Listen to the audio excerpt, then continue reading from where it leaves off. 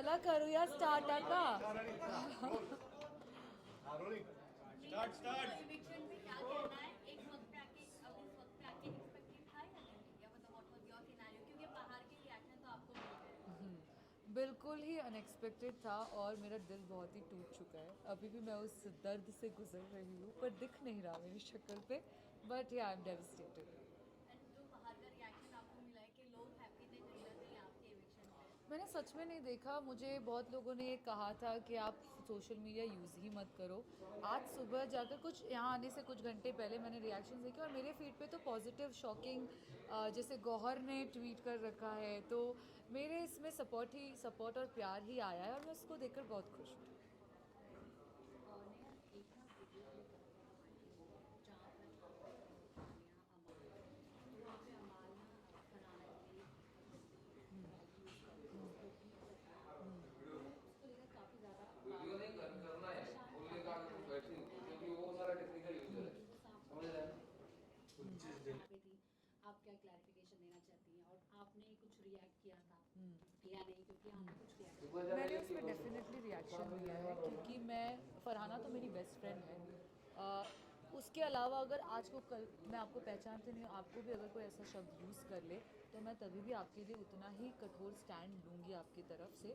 तो फरहाना तो मेरी बेस्ट फ्रेंड है, तो उस टाइम तो मैंने बहुत ज़्यादा रिएक्शन दिया था। अब वो दिखा है, दिखने में आया है कि नहीं आया है, वो काट दिया गया है, क्या नैरेटिव क्रिएट करके वो दिखाया गया है, वो मुझे नहीं पता। बट डेफिनेटली मैंने उस टाइम पे जब उसको अभिषेक बजाज ने कंसेंट के बिना टच किया था तो मैंने इतना बड़ा बखेड़ा खड़ा कर दिया था घर में। तो इस शब्द में तो मैं क्या क्या ना करूँ, अब आपको पता है।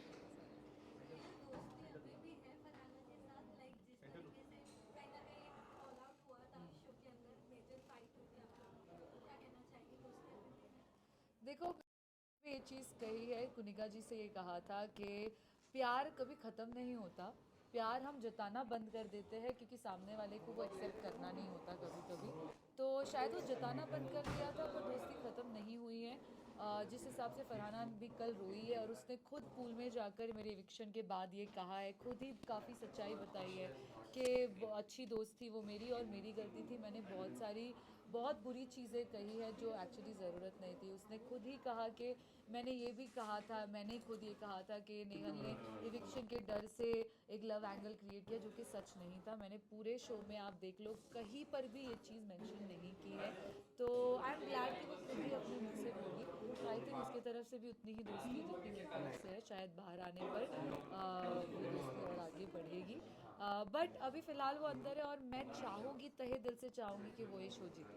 नेहा, आपने जब इविक्शन में बोला कि तानिया की वजह से आप लोग टॉक्सिक थे, तो थोड़ा सा अपनी बात बताइए कि वो क्यों थी? Absolutely I believe that she is one of the reason. मैं ये नहीं कहूँगी कि वो एक मेजर रीज़न है। कहीं ना कहीं बैक टू बैक ऐसे इवेंट्स हुए हैं, जैसे चमचे के टास्क से शुरू हुआ था वीकेंड के बाद में, जब शहबाज और नीलम ने तानिया को चमचा कहा, आई मीन फरहाना को मेरा चमचा कहा था।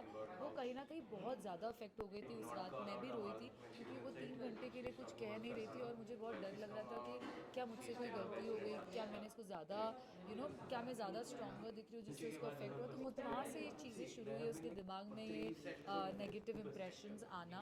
उसके बाद फिर मालती का ये कहना कि नेहल तुम्हें यूज़ कर रही है, जो कि जिसके रीजंस बहुत ही इनवैलिड थे। फिर तानिया का ये कॉन्टेक्स्ट चेंज करके उसको बताना, नकारात्मक वाली चीज़। सो आई थिंक कहीं ना कहीं ये सारे लोगों का कंट्रीब्यूशन उसमें रहा है। और फरहाना है ऐसी कि वो दिल पे ले लेती है चीज़ें। वो कभी कभी वो ग्लास हाफ एम्प्टी देखती है, तो आई थिंक वो रीज़न हो सकता है। नेहा, जैसे कि तानिया ने अपनी माफ़ी मांगी है, तो अब आप कहना कि नहीं माफ़ करने वाली? जी, वो उसने मुझे गले लगाकर कहा कि अगर गलती से कोई गलती हो गई है तो माफ़ करो। मैंने कहा नहीं, आपने बहुत गलती की है और आपको मैं कभी माफ़ नहीं करूँगी। और हाँ, I will stick to it. मैं ऐसी इंसान हूँ जो दिल से चीज़ें करती है ज़िंदगी में, और एक बार जब कोई मेरी नज़रों से गिर जाता है तो वो गिर जाता है, फिर उसके मेरे बीच कुछ रिश्ता नहीं हो सकता। नेहा, एक शो के अंदर जब तानिया को ये एक्टिंग करना पड़ती है तो बहुत ज़्यादा कहते हैं ना कि वो बहुत ज़्यादा स्ट्रगल करती है। तो आई थिंक हम जो भी उस घर में करते हैं वो गेम उनका ही हिस्सा होता है। तान्या का जो गेम मैंने देखा, मैनिपुलेशन, नार्सिसिज्म और इतना झूठ बोलना, यहाँ की चीज़ें वहाँ रिश्ते तोड़ना, मुझे लगा कि उस चीज़ को इतनी इम्पोर्टेंस देनी चाहिए कि मैं घर वालों को आकर बताऊँ कि देखो ये शख्स ऐसा है। और सिर्फ तान्या ही नहीं, मैंने जीशान कादरी को भी बहुत ज़्यादा कॉल आउट किया है।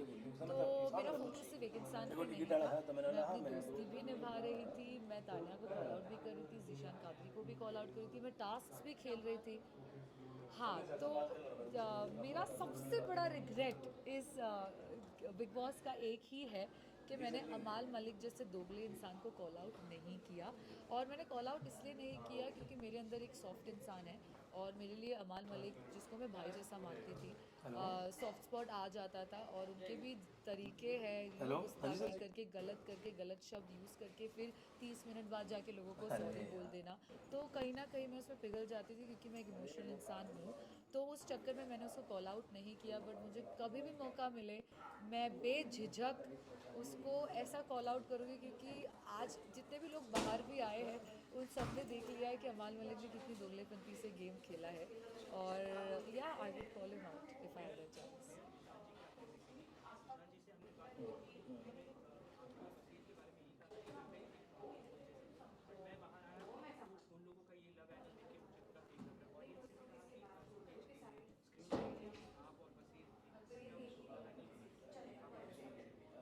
देखो, ज़ीशान कादरी ने ये ऑब्जर्वेशन घर के बाहर आकर किया।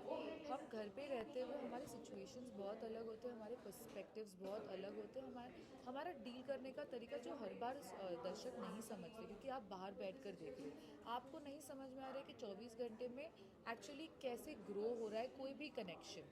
तो आई थिंक मैं और बस शुरुआत से ही दोस्त थे, क्योंकि हम एक दूसरे को जानते थे बाहर से, सिर्फ एक दो बार मिल चुके थे, हाय हेलो म्यूचुअल फ्रेंड्स रहे हैं। वो दोस्ती का एंगल पहले से था।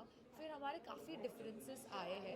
ज़ीशान कादरी के घर के एग्ज़िट के बाद मैं और बसीर ज़्यादा क्लोज ग्रो हुए हैं, क्योंकि कहीं ना कहीं अगर बसीर ज़ीशान कादरी के साथ ज़्यादा बैठता था तो उसका एक फ्रेंड जाकर उसको, जब ज़ीशान कादरी बाहर भी गया था तो नहीं उसको कंसोल करने गई थी, I okay, don't cry, it's okay.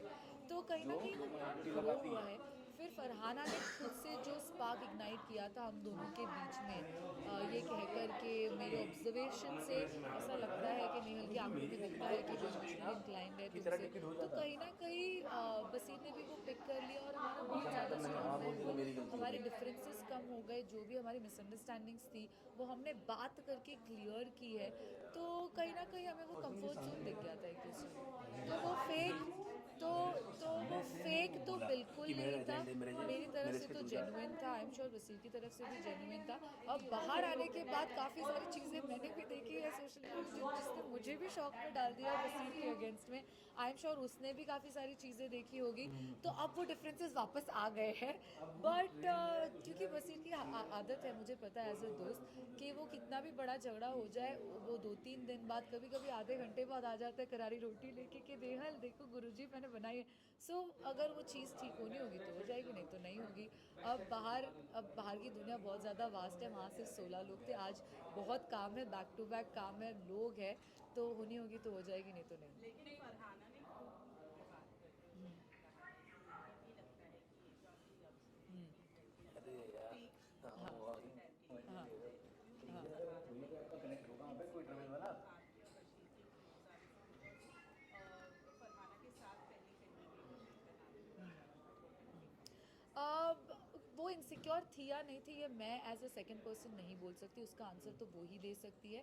But आपको मैं क्लैरिटी दे दूं कि अगर वो इनसिक्योर थी तो उसने फिर हम दोनों के बीच में स्पार्क इग्नाइट करनी ही नहीं चाहिए थी। अगर तुमने ही वो स्पार्क इग्नाइट की है, और उसके पहले जब मैंने बसीर और फरहाना दोनों को बिठाकर पूछा डू यू लाइक हर, वो बोल रहा है कि हाँ as a friend I do. मैंने फरहाना को do you like him, she said no. तो इनसिक्योरिटी की तो बात यहाँ पर आ भी रही है तो कैसे आ रही है मुझे ये समझ नहीं आ रहा, क्योंकि एक वक्त आप कह रहे हो कि you have no feelings for him, दूसरे मोमेंट पे आप मेरे और उसके बीच में स्पार्क इग्नाइट कर रहे हो अपने ऑब्जर्वेशन के बेसिस पे। फिर जब मैं और बसीर फ्रेंडशिप बॉन्ड ग्रो कर रहे हैं उस पर आप क्वेश्चन भी कर रहे हो उसको फेक एंगल बुला के। I don't know what to say. कभी भी वो फेक लव एंगल तो नहीं था।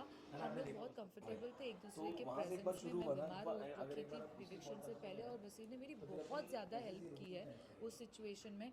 सो I think it was a very comfortable zone for both of us and हम वो हैप्पीली जी रहे थे, दैट्स ऑल। और अगेन इससे उसकी दोस्ती पे सवाल उठता है। अगर इसने 4 लोगों के सामने ये चीज़ कही है कि मुझे ये फेक लग रहा है, आप ही क्रिएट कर रहे हो और फिर आप ही ये 4 लोगों जाकर बोल रहे हो, तो ये सवाल मेरा आपसे और दर्शकों से है कि तो फिर दोस्ती का हाथ किसकी तरफ से ज़्यादा था, नेहल की तरफ से या फरहान की तरफ से? First of all, congratulations for your amazing journey. You have been really, really confident and strong. Thank हम you so सबने much. देखा है. अगर friendship की बात करें, like we all have seen that you are having certain chemistry आपको पहले ही start out की है. Yeah. तो अगर मैं friendship कहूँ तो फरहाना भी उतनी ही close थी आपसे जितना वसीम थे. तो अगर मैं अभी घर ज़्यादा थी, फरहाना ज़्यादा थी। Exactly. और Yeah. फिर उनको बहुत हर्ट हुआ हमने देखा कि जब आपने उनके साथ गले नहीं लगाए नहीं फिर Yes. भी थोड़ा सा खास नहीं लगे Yes. But after house big boss के बाहर देखा जाए तो आप फ्रेंडशिप का बॉन्ड ज़्यादा किसके साथ अभी बनाना है बसीर या फिर फरहान? देखो ये बहुत सिचुएशनल है, ये डिपेंड करता है कि कौन कितना विलिंग है उस चीज़ को। मैं ऐसी इंसान हूँ जो हर रिश्ते को फिक्स करने की कोशिश करती हूँ। मैंने घर में भी ये बहुत बार बसीर को ही बोला है कि बसीर और फरहाना को देखिए, फरहाना मुझे ऐसा लगता है कि टूटी हुई चीज़ जुड़ी जा सकती है अगर आपकी चाह हो तो मेरी ओर से तो चाह है, क्योंकि मैं वैसी इंसान हूँ, मैं दिल देने और लेने वाली इंसान हूँ, तो मेरे अंदर वो चाह है। अब किसके साथ ज़्यादा स्ट्रॉन्गर बॉन्ड बनता है वो डिपेंड करता है कि उनकी तरफ से चाह कितनी आ रही है। तो आई थिंक वो फरहाना के बाहर आने के बाद ही पता चलेगा, but I am open because I don't believe in holding grudges. ठीक है, thank you.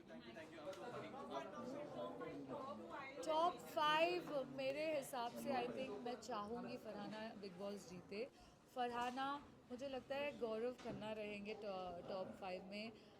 Third I think Shahbaz entertainment का ये है तो वो टॉप 5 में हो सकते हैं। तानिया, क्योंकि वो जो भी डिल्यूशन क्रिएट कर रही है, जो भी झूठ बोल रही है, वो शो को तो ऐड ऑन कर रही है, तो वो हो सकती है। और फिफ्थ मुझे लगता है कि फिलहाल तो टॉप 4 ही है।